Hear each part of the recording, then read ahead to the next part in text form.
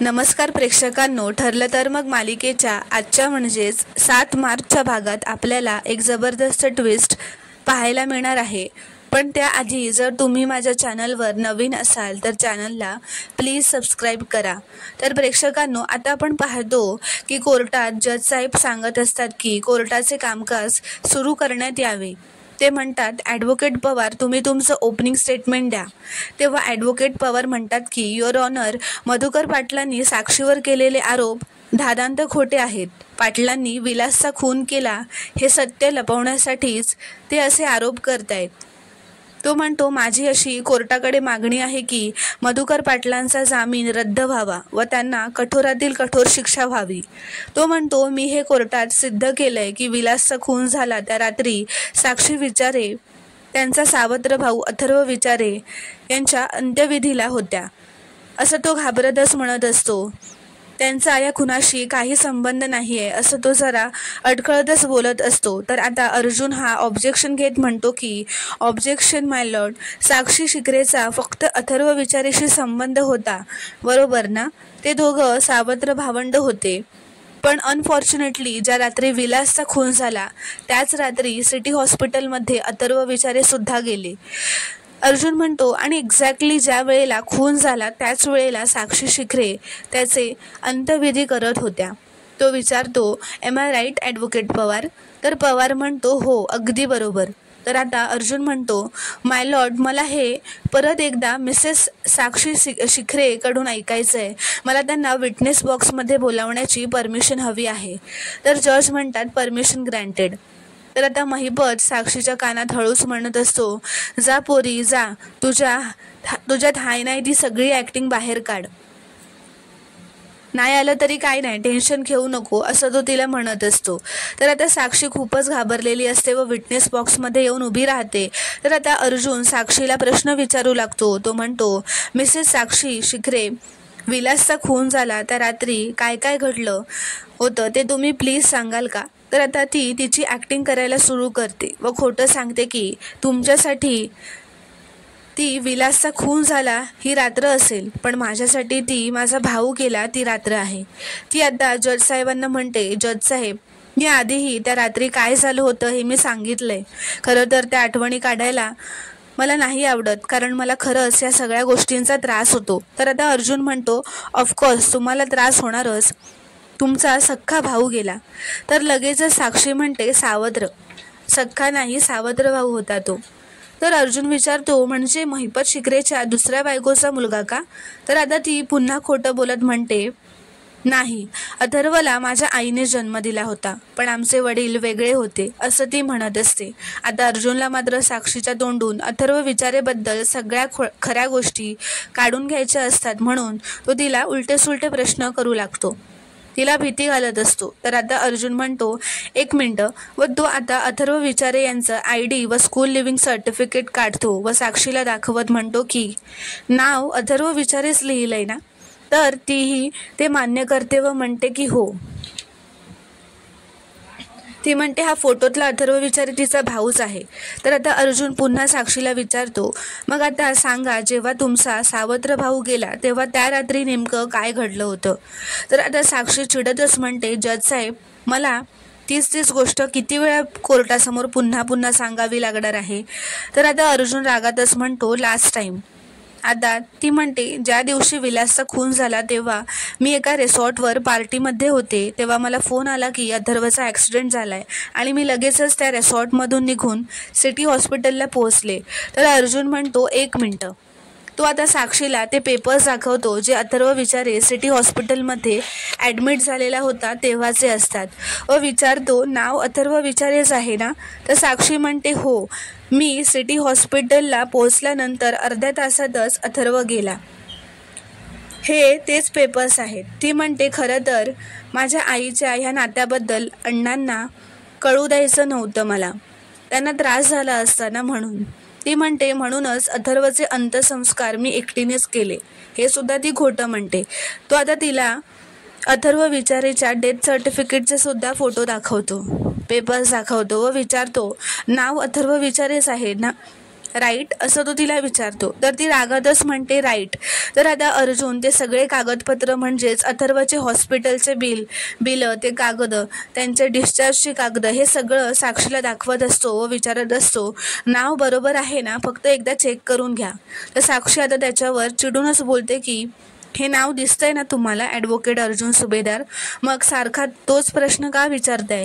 तर आता अर्जुन मुद्दामच म्हणतो, ओके मला तुम्हाला हर्ट करायचं नव्हतं, तुमचं दुःख कमी करण्यासाठी मी तुम्हाला दुसरं काहीतरी दाखवतो.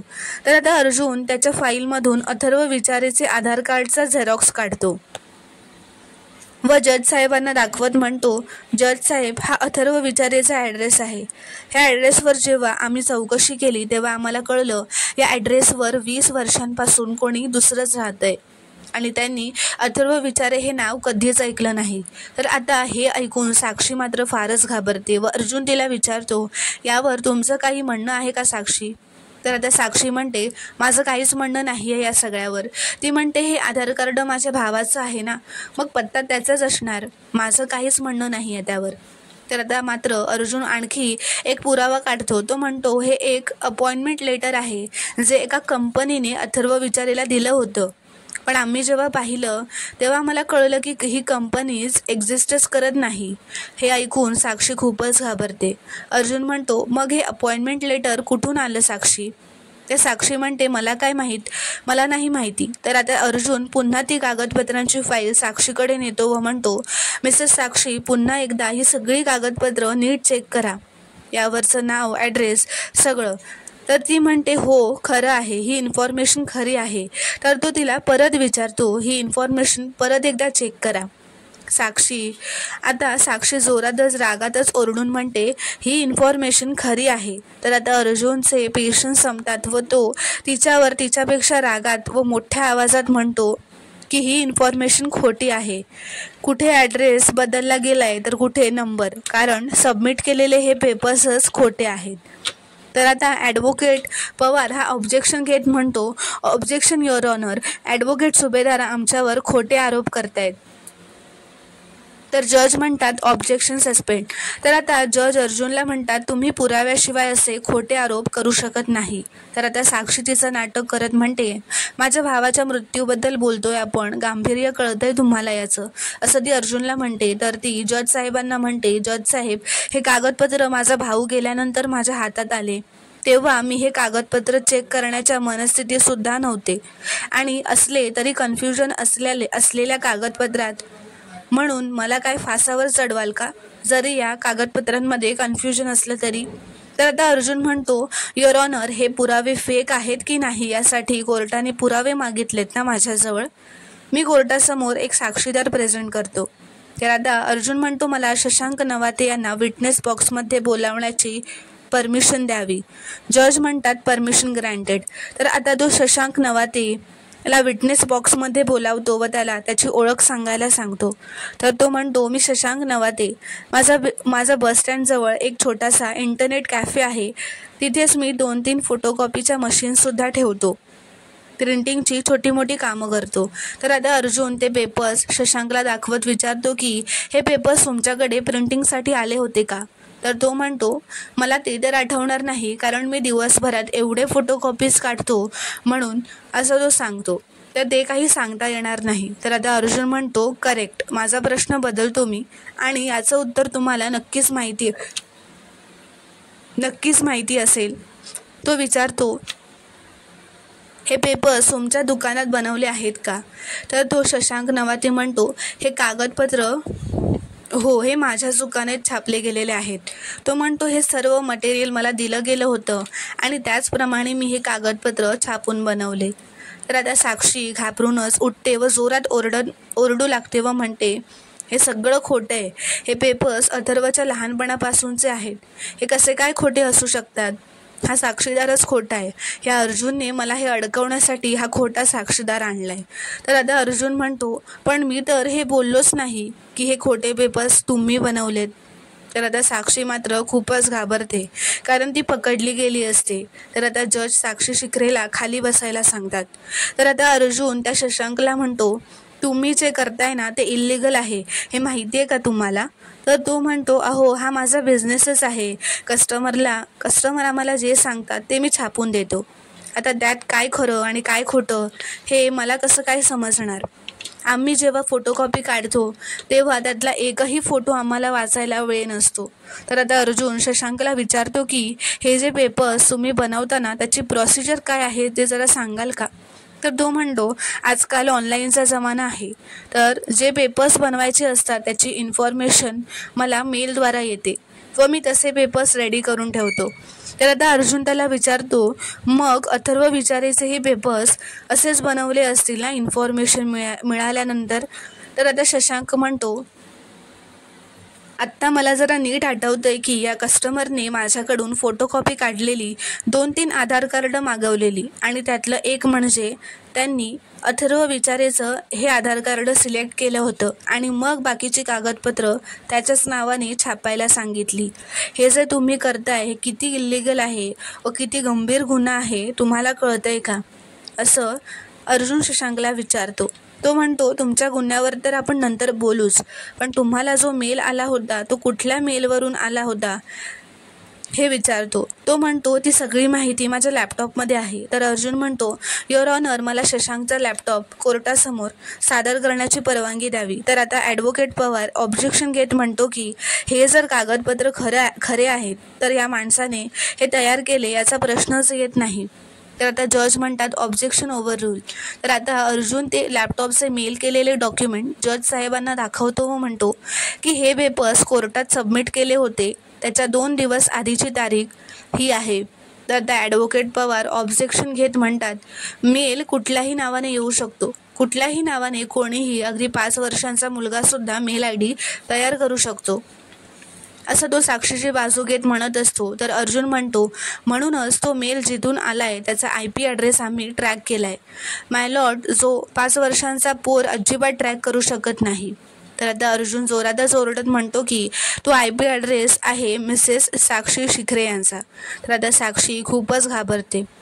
तर अर्जुन म्हणतो, आता मी म्हणू शकतो की हे सगळे पेपर्स खोटे आहेत व हे साक्षी शिखरेनेच बनवले आहेत. तर साक्षी म्हणते, हे खोटं आहे, माझ्यावरती खोटा आरोप होतोय. तर आता महिपत साक्षीची बाजू घेत वाटेल ते आरोप करतोय असं ती म्हणते. तर आता जज म्हणतात, साक्षी शिखरे तुम्ही आता खाली बसा. तर आता अर्जुन जजला सांगतो की शशांकच्या स्टेटमेंटवरून हे सिद्ध झालंय की अथर्व विचारे नावाचा व्यक्ती ह्याच्या दुकानात आला होता त्याच्या आधार कार्डची कॉपी काढायला आणि ह्याने त्याचे डॉक्युमेंट खोटे पेपर्स काढायला वापरले आणि ते सुद्धा साक्षी शिखरेच्या सांगण्यावरून खोटे डॉक्युमेंट्स त्याच्या नावाने तयार केले. तर आता जज म्हणतात, साक्षीदाराने कोर्ट सोडून जाऊ नये असं ते शशांक नवातेला सांगतात. आरोप सिद्ध झाले की शिक्षेस पात्र ठरतील. तर आता जज म्हणतात, आत्तापर्यंत मांडल्या गेलेल्या मुद्द्यांवर विचार करण्यासाठी कोर्टाला थोडा वेळ हवाय. 15 मिनिटांची विश्रांती घेतली जाईल असं म्हणत आता ते उठून निघून जातात व शशांक नवातेला सुद्धा कोर्टातच थांबावे लागते. तर इथे आता कोर्टाच्या बाहेर सायली ही अर्जुनवर चिडून बसलेली असते व अर्जुन तिच्यासमोर मान खाली घालून बसलेला असतो. सायलीला या गोष्टीचा राग आलेला असतो की अर्जुनने तिला कालचा एक पूर्ण दिवस काहीही कळवलेलं नसतं, कुठे कसा आहे. तर आता अर्जुन म्हणतो, तुम्ही असे का बघताय सायली माझ्याकडे रागात? तर सायली म्हणते, मला सांगा ना मी काय करू? माझा नवरा कोर्टात एवढा छान युक्तिवाद करतोय म्हणून खुश राहू की रात्रभर मला काही न सांगता बाहेर होता म्हणून चिडू? तर आता अर्जुन म्हणतो, फोन करणारच होतो मी, पण फोन स्विच ऑफ झाला आणि चार्जर पण घरीच विसरलो. तर तो म्हणतो, प्लीज विसरा ना आता सायली. तर तो म्हणतो, मी कान पकडून सॉरी म्हणतो असं म्हणत तो आता कान पकडतो. तर सायली त्याला म्हणते, अहो कान सोडा आधी, लोक इथे ओळखतात, तुम्हाला मान देतात. तर अर्जुन म्हणतो, बायको समोर असली ना की तिचंच कोर्ट, तिचेच आरोप, तीच जज आणि तिचाच निकाल असतो. तर बायको समोर कान धरायला कसली लाज असं तो म्हणतो. तर आता सायली मात्र गालातच हसते व लाजते. अर्जुन म्हणतो, इथल्या लोकांना पण बघू द्या माझी बायको हसताना किती गोड दिसते. अर्जुन म्हणतो, माफ केलं मला तुम्ही? तर सायली म्हणते, पुरे आता, हो केलं माफ. तर आता सायली अथर्वचा विषय काढते तेव्हा अर्जुन लगेचच तिला शांत राहायला सांगतो व म्हणतो, कोर्टाचं